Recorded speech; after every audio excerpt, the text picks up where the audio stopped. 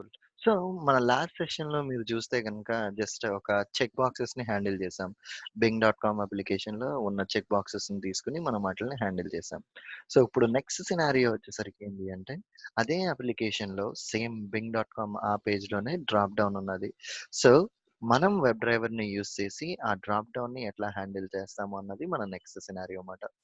So, దానికోసం నేనేం చేస్తున్నాను అంటే, just navigate to the bing.com application and here ఈ పేజ్ పైకెళ్తే గనుక ఇక్కడ నాకు results, search results, auto suggestion or else ఒక కైండ్ ఆఫ్ డ్రాప్ డౌన్ ఉన్నది.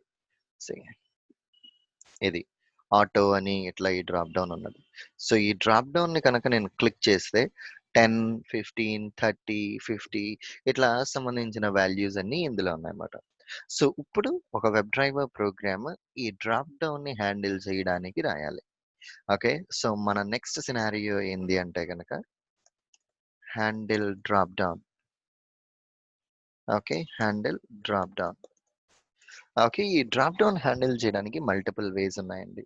సో ఫస్ట్ ఆఫ్ ఆల్ ఏం చేస్తున్నాను అంటే మనం ప్రీవియస్‌లీ క్రియేట్ చేసిన స్క్రిప్ట్‌ని కాపీ పేస్ట్ చేసి ఇప్పుడు ఒక కొత్త ప్రోగ్రామ్‌ని క్రియేట్ చేశా. అండ్ ఇందులో నాకు మాక్సిమం అన్ని అన్నెసెసరీ కమాండ్స్ ఉన్నాయి కాబట్టి అన్నిటిని నేను డిలీట్ చేసేస్తున్నా. నాకేమొద్దు అన్నిటిని జస్ట్ డిలీట్ చేసేసాను నేను. సో ఇక్కడ నాకు ఈ అప్లికేషన్ ఓపెన్ చేసిన తర్వాత డ్రాప్ డౌన్ ఇది. So right click inspect and inspect చేసిన తర్వాత దానికి ఐడి ప్రాపర్టీ ఉన్నది. సో ఐడి ప్రాపర్టీని కాపీ చేసి so driver dot find elements by dot ID and drop down మీద నేను బేసిక్‌గా యూజ్ చేసే కమాండ్ సెండ్ కీస్ అన్న కమాండ్ నేను యూజ్ చేయొచ్చండి. Okay. So by dot ID dot send keys. నేను డిఫాల్ట్ సెండ్ కీస్ అన్న కమాండ్‌ని ఇన్‌పుట్ కింద ఇవ్వచ్చుమాట. సో నేను సెండ్ కీస్ అన్న వాల్యూని కనుక పాస్ చేస్తే నేను ఏదైతే వాల్యూని ఇచ్చానో అది డ్రాప్ డౌన్‌లో సెలెక్ట్ చేస్తది. ఆ వాల్యూ ఖచ్చితంగా డ్రాప్ డౌన్‌లో ఉండాలి. ఉన్న వాల్యూని ఇస్తేనే అది సెలెక్ట్ చేస్తది. 10, 15, 20 30, 50లో నేను 10 ఇచ్చాను నేను. సో ఇప్పుడు run as a Java application అన్న నా స్క్రిప్ట్‌ని కనుక ఎగ్జిక్యూట్ చేస్తే ఈసారి అది ఎగ్జిక్యూట్ చేసి ఆ డ్రాప్ డౌన్‌లో 10 అన్న వాల్యూని సెలెక్ట్ చేయాలి. Okay. Fine. Let us see. So ఇక్కడ బ్రౌజర్‌ని లాంచ్ చేసింది. అండ్ ఇది చూస్తే గనుక బ్రౌజర్ మినిమైజ్డ్ మోడ్‌లో లాంచ్ చేయన్నది. నాకు ఫుల్ లెంగ్త్ బ్రౌజర్ మాక్సిమైజ్ అవ్వలేదు. సీ 10 అన్నది సెలెక్ట్ అయిపోయింది ఆల్రెడీ. That's fine. సో ఇప్పుడు నేను నెక్స్ట్ ఏంది అంటే గనక నా బ్రౌజర్‌ని వెబ్ డ్రైవర్ లాంచ్ చేసిన తర్వాత మాక్సిమైజ్ చేయాలి ఆటోమేటిక్‌గా. సో దానికోసం నేను ఇక్కడ ఏం చేస్తాను అంటే driver dot manage dot window dot maximise.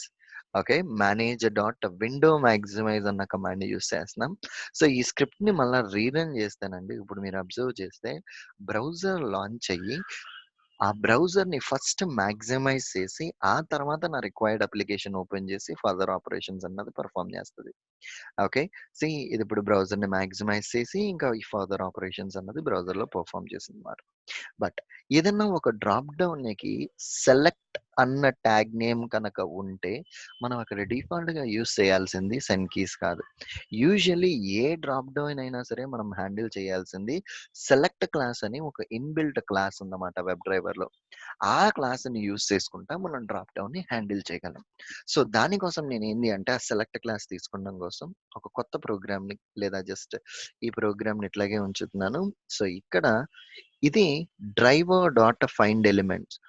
Last సెషన్‌లో మనం చూసాం. డ్రైవర్ డాట్ ఫైండ్ ఎలిమెంట్ అంటే ఒక ఆబ్జెక్ట్ ఇన్ఫర్మేషన్.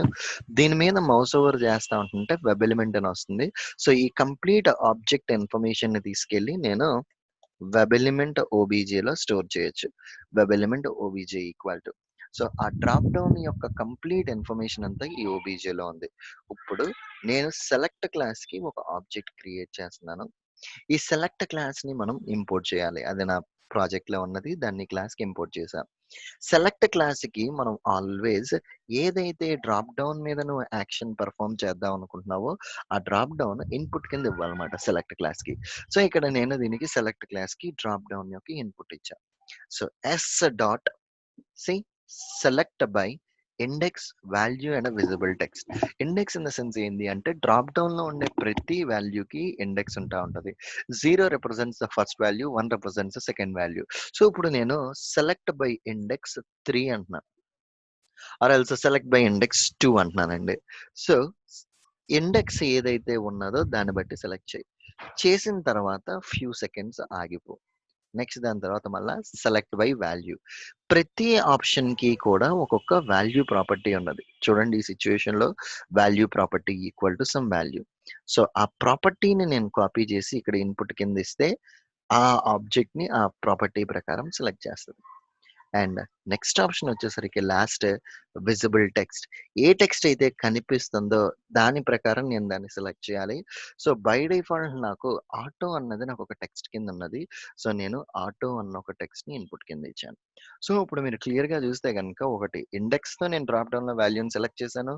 వాల్యూ ఉంటే సెలెక్ట్ చేశాను. అండ్ విజిబుల్ టెక్స్ట్‌తో కూడా సెలెక్ట్ చేశాను. ఇప్పుడు నా స్క్రిప్ట్‌ని గనుక ఎగ్జిక్యూట్ చేస్తే అది డ్రాప్ డౌన్‌లో ఈ అన్ని వాల్యూస్‌ని సెలెక్ట్ చేయాలి. So, let us see. So, browser launch అయింది. And it should execute. Okay. See ఇక్కడికి స్క్రోల్ డౌన్ చేస్తున్నానండి నేను. సీ 50 సెలెక్ట్ అయింది. 50 అయిన ఫ్యూ సెకండ్స్‌కి ఆటో సెలెక్ట్ చేయాలి. అది ఆటో ఓకే. చేసి టెర్మినేట్ చేసిందనుకుంటా. మనకి ఆటో చేసిన సెలక్షన్ మనకి కనిపియలేదు. Right. So, select by visible text auto. మనం కరెక్ట్‌గానే ఇచ్చాం కదా! ఆటో టెక్స్ట్ కూడా ఇదే కదా! సో, మనం ఇదే టెక్స్ట్‌ని ఇక్కడ ఇన్పుట్ కింద పాస్ చేస్తున్నాం. ఒక్కసారి run as a Java application ఇంకొకసారి చూద్దాము. ఈ ఆటో సెలెక్ట్ అవుతుందా లేదా అని చెప్పేసని. సో దట్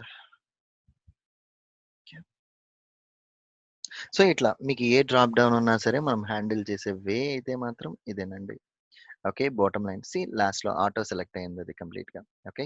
సో, సెలెక్ట్ అయ్యి బ్రౌజర్‌ని టెర్మినేట్ చేసేసింది. అంతే. సో, ఇట్లా నేను డ్రాప్ డౌన్‌లో వాల్యూని సెలెక్ట్ చేయొచ్చు. That's fine. ఈ సెలెక్ట్ క్లాస్ యూజ్ చేసి మనం ఇంకా ఏం చేయొచ్చు అంటే టోటల్ డ్రాప్ డౌన్ వాల్యూస్ అన్నిటిని గెట్ చేసేయొచ్చు. Okay. Total drop down values అన్నిటిని గెట్ చేయొచ్చు. S dot get options. Get options అన్న కమాండ్ ఏం చేస్తది అంటే డ్రాప్ డౌన్‌లో ఎన్ని ఆప్షన్స్ అయితే ఉన్నాయో అన్నిటిని గెట్ చేయని చెప్తుందన్నమాట. మౌస్ ఓవర్ అన్న గెట్ ఆప్షన్స్ చేస్తే దాని యొక్క return type list of web element. Web element అంటే ఒక object. List of web elements అంటే కలెక్షన్ ఆఫ్ మల్టిపుల్ ఆబ్జెక్ట్స్ అన్నమాట. Okay. That's fine. List of web elements wall is equal to అంటే ఈ లిస్ట్‌లో ఏం స్టోర్ చేస్తుంది? కలెక్షన్ ఆఫ్ మల్టిపుల్ ఆబ్జెక్ట్ ఇన్ఫర్మేషన్‌ని మొత్తాన్ని ఈ లిస్ట్‌లో స్టోర్ చేసేసింది. సో, ఈ లిస్ట్‌లో ఉన్నప్పుడు నేనేం చేస్తాను అంటే, ఒక్కొక్క వాల్యూని ప్రింట్ చేయడం కోసం నేను ఒక ఫర్ లూప్ యూజ్ చేస్తా. ఫర్ ఇంట్ i equal to 0 i less than ఈ లూప్ ఎక్కడి దాకా ఎగ్జిక్యూట్ అవ్వాలి? మొత్తం వాల్యూస్‌లో ఉన్న అన్నిట్ల మీద ఎగ్జిక్యూట్ అవ్వాలి. అందుకని వాల్ డాట్ సైజ్ పెట్టి i ప్లస్ ప్లస్ పెట్టి val of get of i dot get text. Get of I అన్నది ఏం చెప్తది అంటే వాల్‌లో ఆ పర్టిక్యులర్ ఇండెక్స్‌ని గెట్ చెయి. సో, ఆ ఆబ్జెక్ట్ వచ్చేసిన తర్వాత ఆ ఆబ్జెక్ట్ మీద నుంచి టెక్స్ట్ గెట్ చెయి. String p1 is equal to system dot out dot println text is plus p1 అంతే నేను ప్రింట్ చేస్తున్నా.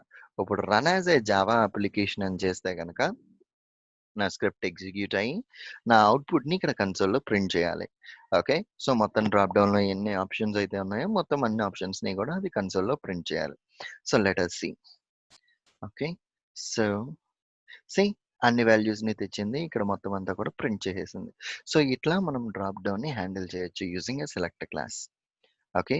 ఇక్కడ దాకా అర్థమైందా? ఏమన్నా క్వెషన్స్ ఉన్నాయా అండి? సాయి? సాయి అనకు. ఓకే.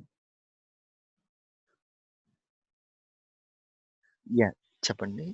ఇది ఫర్ లూప్ నార్మల్లీ మీకు జావాలో ఫర్ లూప్ కనుక ఐడియా ఉంటే యాహ్! మనకి హ్మ్.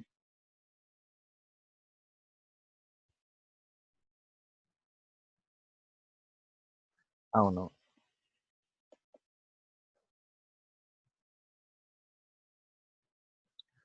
సింపుల్ అండి.